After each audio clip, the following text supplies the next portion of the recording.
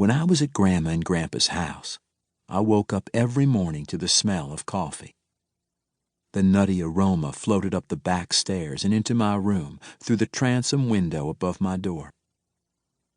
Once I was awake, I tried to separate the other aromas of my grandparents' house.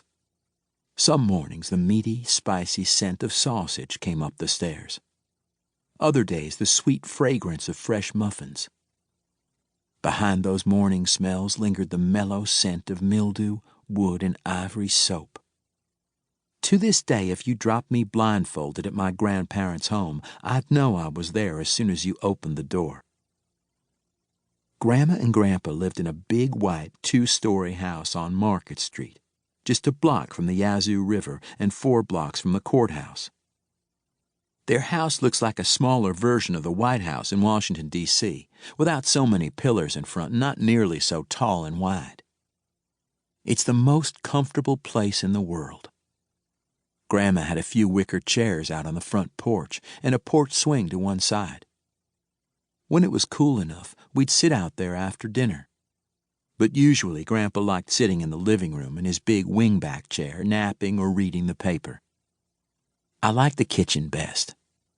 It's behind the dining room, and you can find your way there by following your nose. Grandma always seemed to have something baking. Biscuits, cornbread, cookies, cake, pies.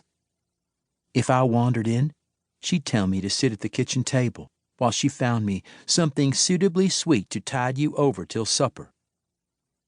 And after she set a slice of pie or plate of cookies in front of me, she'd open the icebox and get me a cold drink of milk or lemonade. The kitchen was a small room with a large window over the sink that looks out onto the Remingtons' backyard.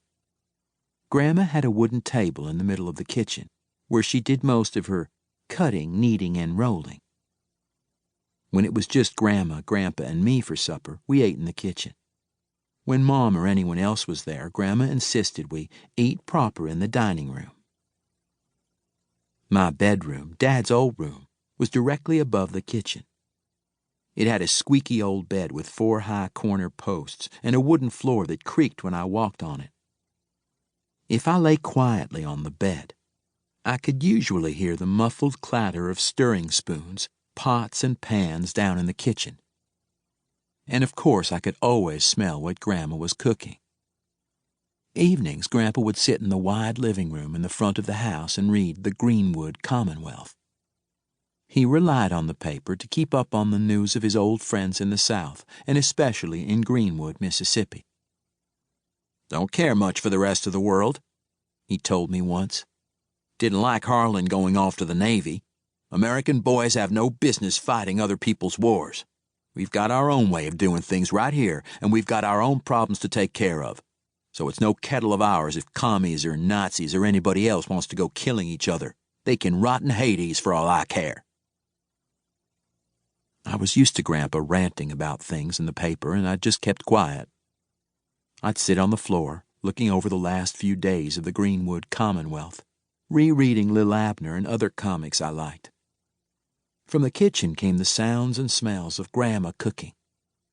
I could hear the sizzle of meat frying on the stove, and the open and close of the oven as she checked the biscuits or cornbread or pie or whatever she was baking for supper. One evening, Grandpa had been reading the paper for a while. Then he swore and snapped it down on the footstool in front of him. "Hiram, boy, I don't know what this country is coming to.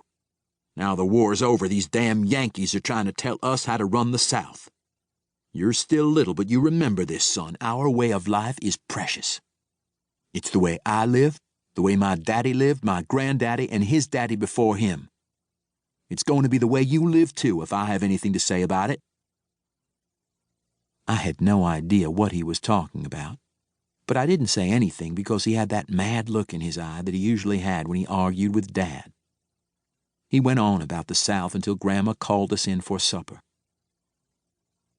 Grandma could tell Grandpa was stirred up about something when she sat down to eat. So before he could even start, she said, "Now, Earl, you remember our rule. No talking politics at the supper table." "Fine, Florence.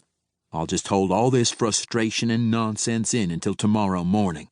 But don't you go blaming me if I pop open and spray you all like a hot can of beer.